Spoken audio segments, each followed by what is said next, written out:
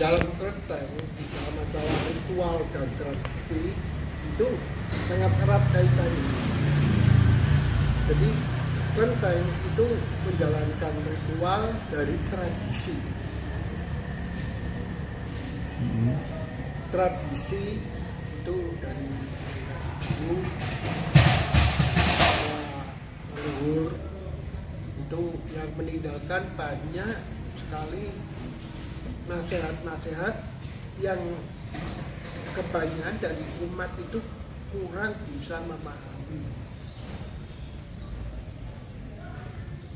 Sebagai contoh, adanya tradisi Cap Gomeh itu pada waktu Imlek, pada waktu penutupan perayaan Imlek itu diiringi dengan penutupan perayaan Cap Gomeh. Perayaan Cap Gomeh itu ada bilang kalau kalangan itu tradisi lontong Cap Gomeh. Oke. Lontong Cap Gomeh. Lontong Cap Gomeh itu sebetulnya leluhur itu meninggalkan nasihat untuk penerusnya bahwa bukan hanya menikmati rasanya dan sebagainya, itu adalah merupakan satu simbol. Contohnya lontong. Lontong itu terdiri dari gelas. Gelas yang boleh dibilang satu-satu, tapi bentuk sebagai lontong itu dengan maksud dan tujuannya supaya dari masyarakat yang ada itu bisa bersatu. Karena kenapa dibuat bentuk lontong itu sebagai tonggak kesatuan. Masyarakat sekarang hanya menikmati, padahal makna sebenarnya lontong itu tidak mudah hancur. Buah dan sayuran sebagainya itu sebagai lahan goncangan. Jadi makannya pun harus dipotong-potong. Tapi orang sekarang merasakan wah ini enak dan tidak. Padahal itu peninggalan dari. Ya, berarti memang sebenarnya penuh filosofi di dalam makanan itu sendiri ya. Ya, itu sebagai penggambaran. Jangan sampai orang itu tercerai-berai. Begitu juga maupun lontong maupun ketupat, kalau makan harus dipotong. Begitu kan dia tidak melancar karena sudah bersatu. Kemudian untuk rangkaian kegiatan sendiri di dalam perayaan rangkaian kegiatan Imlek, apa yang menjadi tradisi, kemudian juga ritual yang dilakukan di kelenteng Antian Pekalongan ini apa saja?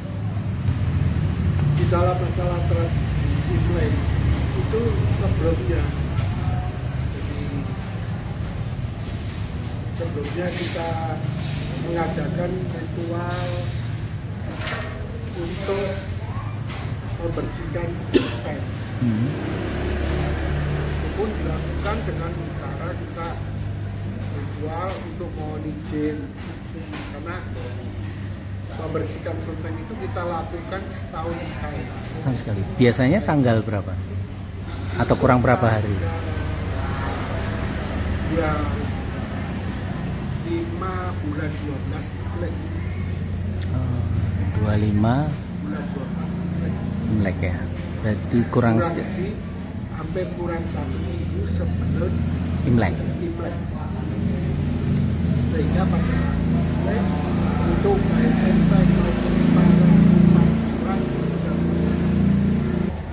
baik bangunan kelenteng kita bersihkan, rumpang-rumpang dewan kita bersihkan, tempat-tempat dewan kita. Dia mengikuti umat dan para simpatisan. Jadi masyarakat umum kita beri kesempatan untuk ikut dan membersihkan. Dengan nanti ada pemimpin yang untuk membersihkan gitu. Ada. Ritual itu dipimpin oleh Wangsu sebagai kepalanya dan Wangsu sebagai pembantu. Pembantu Sampai para umat. Tahu. Sesudah pembersihan itu kan perayaan Imlek. Oke. Perayaan Imlek, seminggu sesudah perayaan Imlek kita melakukan sembahyang besar. Sembahyang sebagai ucapan terima kasih kepada Tuhan Yang Maha Esa. Itu sembahyang khusus. Khusus. Kenapa dinamakan sembahyang besar? Karena sebelum kita melakukan sembahyang besar itu, kita harus membersihkan diri dengan cara kita berpantang makanan yang nyawa. Yang paling sedikit 3 hari sebelumnya. 3 hari sebelum melakukan sembahyang kita harus membersihkan diri karena kita akan bersembahyang kepada Tuhan Yang Maha Esa. Kita harus juga membersihkan pikiran-pikiran kita. Kenapa kita berpantang? Kita berpantang nafsu yang terutama dan berpantang lain-lainnya. Kita itu untuk menghadap kepada Tuhan Yang Maha Esa itu kita betul-betul dan bisa nantinya kita mohon di tahun yang akan datang kita berjanji tidak melakukan kesalahan-kesalahan seperti tahun-tahun yang Itu salah satu doa iya. di sembahyang. Di dalam hati. Kita mengucapkan doa, kita mohon berkah, dan kita juga mohon ampunan. Atas kejadian tahun lalu kita banyak melakukan baik kesalahan dan sebagainya dengan ucapan, pikiran dan perkataan. Terus seminggu kemudian penutupan dari perayaan yang orang sering nyebutnya atau disebut dengan Cap Gome. Cap Gome. Nah, sebelum Cap Gome kita lakukan ritual kirap para dewa. Untuk keliling kota Pekalongan dengan tujuannya supaya bisa memberikan berkah perlindungan, keselamatan, kelancaran usaha untuk semua lapisan masyarakat Pekalongan. Kirap itu dilakukan oleh semua lapisan masyarakat yang mau mengikuti atau para simpatisan, baik umat. Kita keluarkan para dewa-dewa yang kita anggap sebagai dewa pelindung.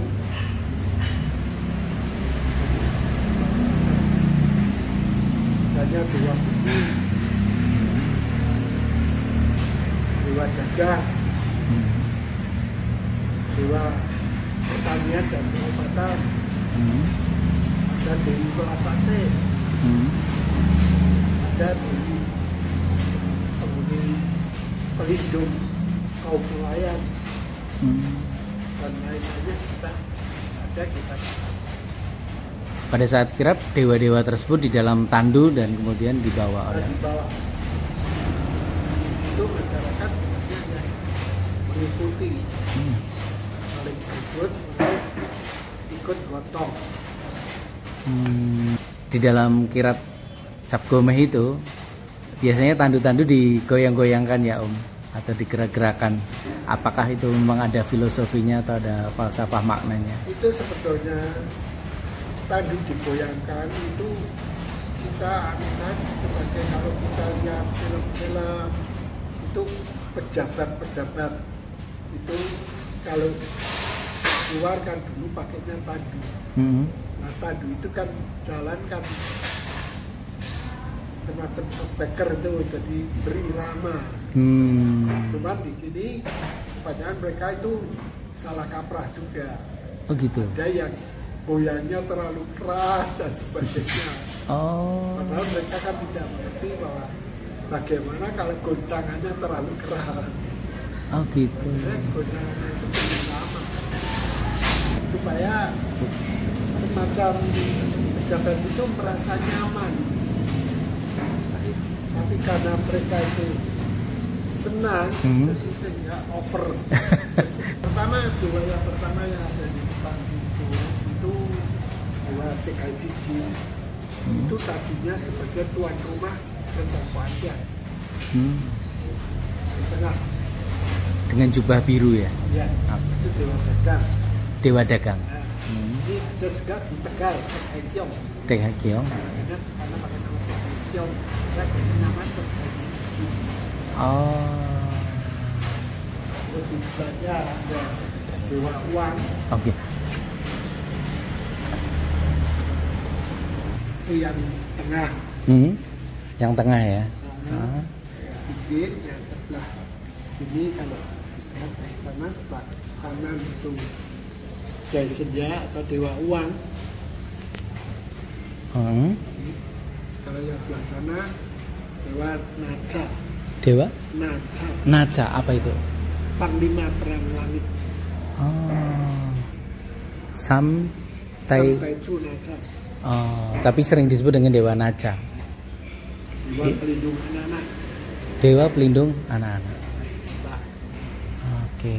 Berarti ini 3 dewa utama yang ada di kelenteng ini. Ini kita taruh sebagai dewa utama. Utama.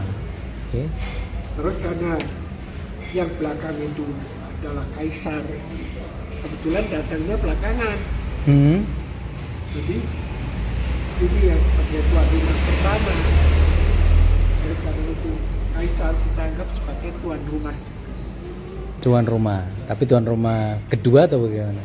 Ya kita anggap karena dia kaisar. Kaisar menjadi tuan rumah tetap. Tuan rumah. Oke. Berarti Dewa pertanian dan pengobatan. Beliau. Nah. Ini dewa pertanian dan pengobatan. Disebut Dewa Sin Long Tete atau Sin Jinkong.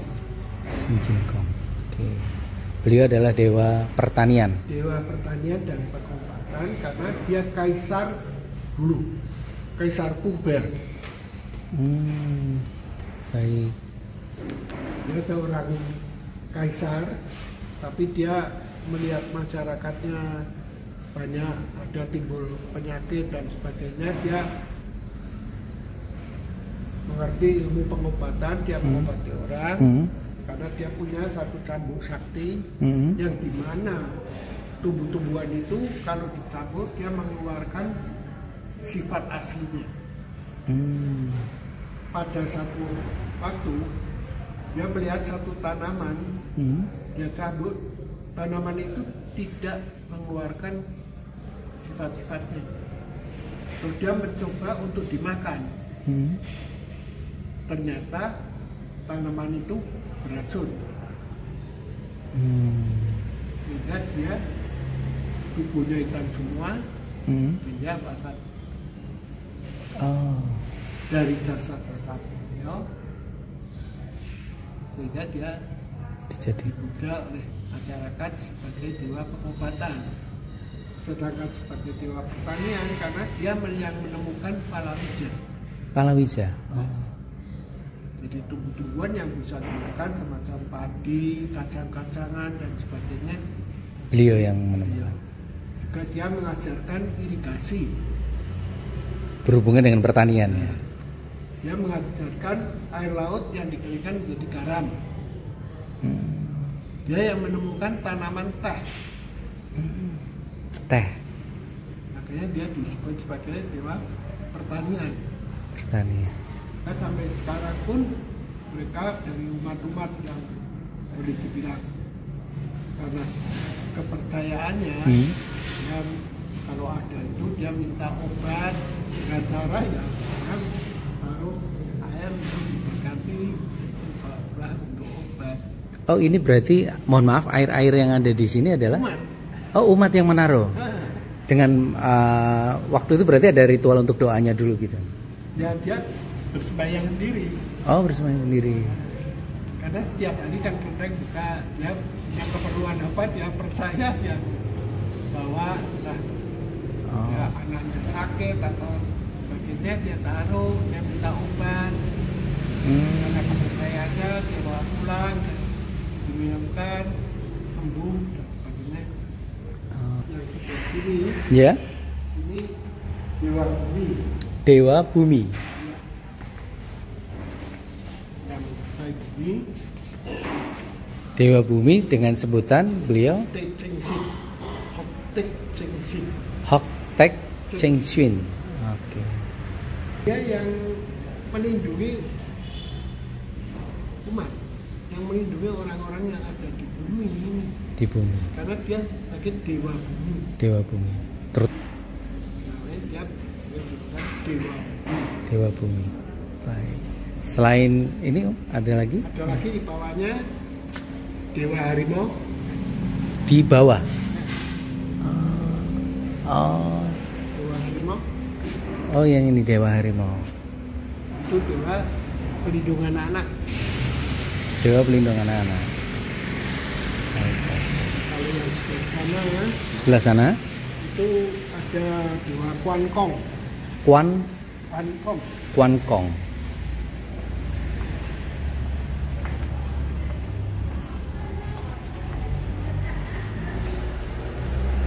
Itu kalau yang paling kanan kalau di sebelah sana ke sini, Nggih.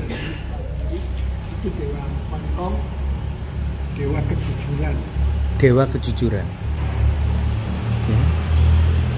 Kemudian kalau yang tengah Yang tengah itu dewa Kalam Teong. Nah di sini ini banyak dipercaya bahwa ini adalah bupati pertama Pekalongan.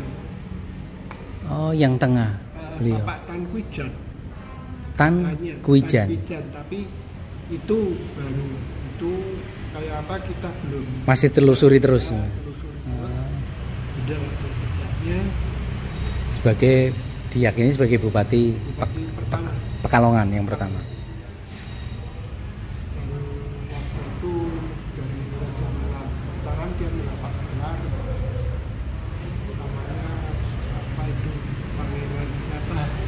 Oh. Mataram ya berarti. Mataram, Raja Mataram. Zaman Mataram. Kemudian melawan VOC sih hari yang sebelah sini lagi Dewa Kota. Dewa Kota. Dewa Kota dan Dewa Kaum Perantauan. Kaum perantauan. Jadi kalau masyarakat perantauan itu biasanya dapat perlindungan dari Dewa Kongtik Suno. Kemudian di depan ini mau izin ada juga yang bawa kayak panglima ini. Ini Dewa Kuantong tapi ini umat punya. Jadi umat mau dia itu sembah di rumah, dia taruh di sini dulu untuk minta diberkati. Oh, dari umat berarti. Nantinya akan ditaruh di rumah umat. Jadi punya umat. Samping ini sebagai tempat utama, ada di samping masih ada lagi. Hasilnya itu boleh ditunjukkan? Boleh. Cih, terima kasih. Action. Baik, selamat pagi Pak Kejang. Selamat pagi. Bisa izin untuk memperkenalkan diri? Saya perkenalkan diri saya, nama Kang Kejang. Dan kebetulan saya di sini diangkat sebagai sesepuh yang mengetahui sedikit dari sejarah Kelenteng Kuantian Pekalongan. Karena sejarah Kelenteng Kuantian itu kita telusuri, kebetulan yang kita bisa dapatkan dari anggaran dasar yang ada peninggalan dulu tahun 1917. Jadi yang sebetulnya Kelenteng Kuantian ini sudah berdiri sejak lama.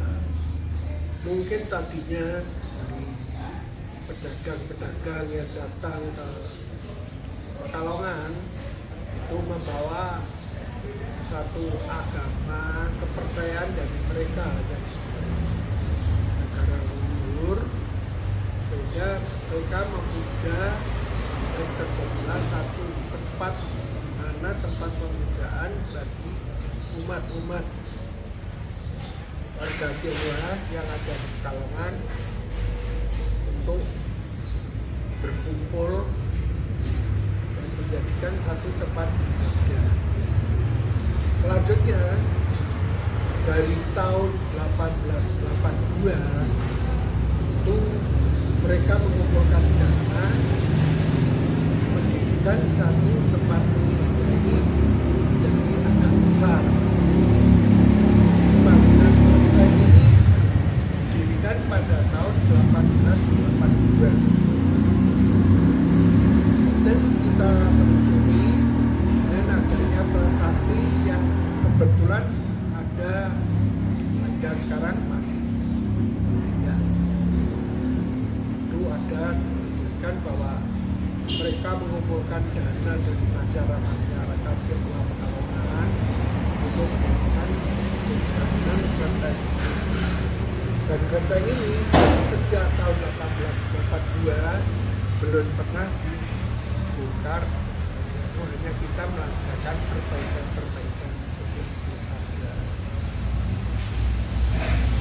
Itulah yang menjadikan kelenteng panjang ini berdiri kita anggap dari tahun 1882 bangunan kelenteng yang ini.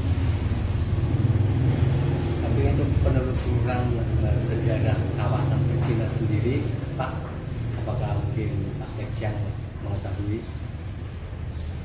Sebetulnya dari sejarah pecinan di Pekalongan itu tadinya mungkin banyak diri dari masyarakat Tionghoa, sehingga Pekalongan pada waktu itu terdiri dari daerah sini dulunya jalan pintu dalam, dan sekarang kita memiliki nama Jalan Lumbing.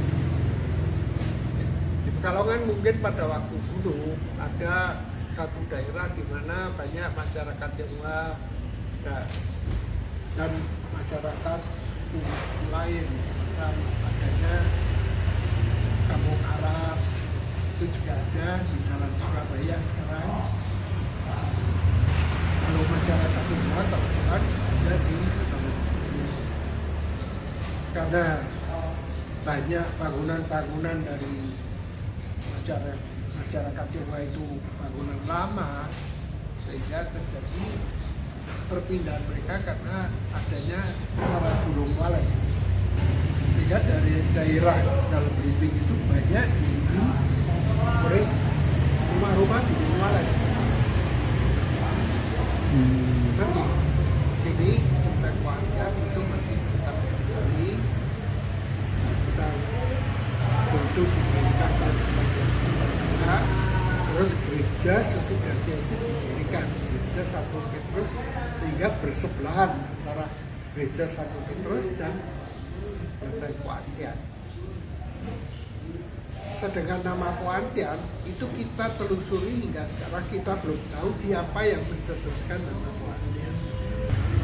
Kelenteng Poantian, nama Poantian itu kita masakan dari bahasa Indonesia menjadi istilahnya mustika keselamatan, dan artinya kita memberikan keselamatan bagi umat-umat yang ada di Pekalongan dari segala suku, budaya, dan sebagainya. Kalau untuk material-material bangunan sendiri itu didatangkan dari Tiongkok atau gimana? Ya kebetulan ini ada tiang naga yang di depan itu sejarahnya didatangkan dari Tiongkok. Ini asalnya dari satu kayu tanda jati berapa yang diukir, jadi bukan bangunan beton atau apa, tapi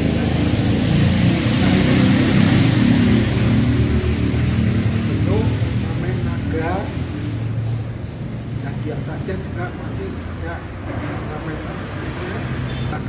lukisan-lukisannya pun masih asli. Kalau yang di dalam mungkin lukisannya agak buram karena ketutup asap dupa. Yang di luar lukisan-lukisan masih bisa terlihat. Tempat ini. Kemudian mungkin bisa dijelaskan simbol-simbol lain yang ada di sini, terus kemudian kenapa sih kalau kelenteng itu identik dengan warna merah, kemudian juga ada warna kuning atau emas yang cukup mewarnai juga di samping warna-warna lainnya. Simbol-simbol dari kelenteng, terutama di atas ada naga. Di atapnya ya.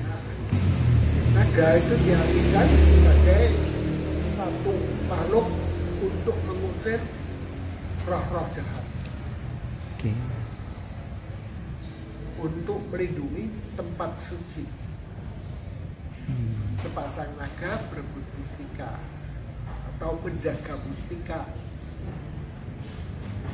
Itu ada sepasang, ada mustikanya. Nah, identik kelenteng berwarna merah karena merah adalah lambang kebahagiaan. Kebahagiaan, keberuntungan, itu juga warna kuning maupun warna emas. Kalau warna hijau itu melambangkan kesuburan. Pada waktu Imlek mereka membagikan angpau itu kertasnya merah. Pada waktu anak lahir bulan tahun dia pakai telur, dan telurnya diberi warna merah karena warna merah sebagai lambang keberuntungan. Berarti ini juga seperti doa ya? Iya. Pengharapan gitu. Pengharapan supaya beruntung. Dalam perkembangannya kelenteng sendiri dari tahun 1882 sampai dengan sekarang, adakah mengalami naik turun, pasang surut, terutama mungkin di era-era sekarang banyak muda-mudi yang masihkah tertarik dalam kultur budaya? Kalau masalah kelenteng dari tahun dulu sehingga terjadi tahun 65 adanya Gestapo, itu kelenteng masih normal. Tapi sejak tahun 65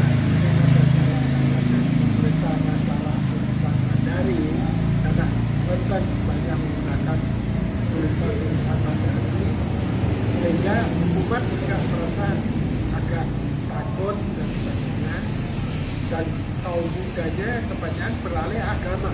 Dan dengan adanya Presiden Gus Dur, kelenteng untuk buka kembali sebagai tempat ibadah yang bisa mendukung umat. Di situ kita mulai terbuka, tapi umat dari kaum muda masih maju mundur, merasa. Tapi terakhir sejak adanya FKUB,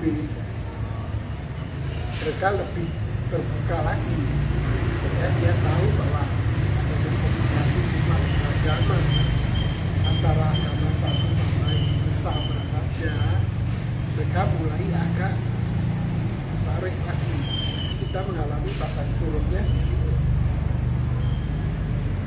Dan terakhir mulai adanya jilat-jilat, mereka mulai ada di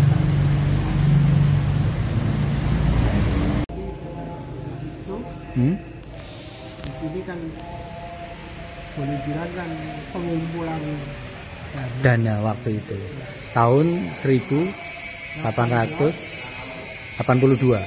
Ya mungkin dari tahun 1880-an dia mulai kumpul-kumpul untuk mengumpulkan dana. Tahun 1882 mulai dibangun. Taisanojin. Oh, dewa. Ini untuk dewa. Taisanojin. Terus di sana ada Yan Sakti sebagai penguasa langit utara. Penguasa langit utara. Ini Dewi Lautan yang melindungi kaum nelayan. Begitu. Berarti siapa saja boleh misal sembahyang di dalam, kemudian di sini, Iya. gitu ya, untuk 3 tempat ini. Kalau makna-makna lampion sendiri ini apa ini?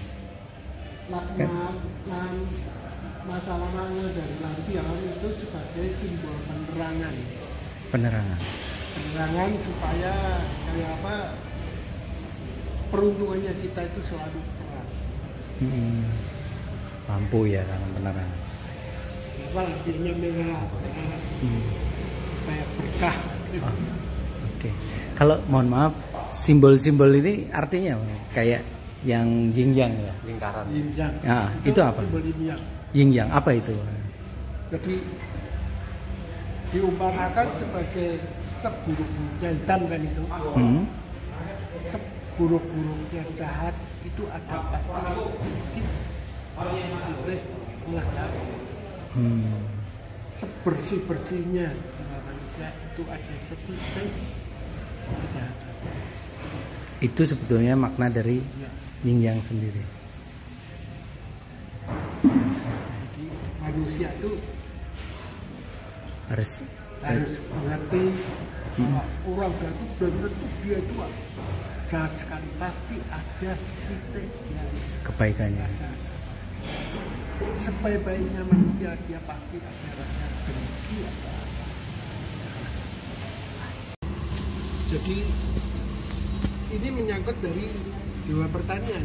Oh, Jadi tulisan ini ya. tumbuh-tumbuhan itu juga bisa menghidupi manusia.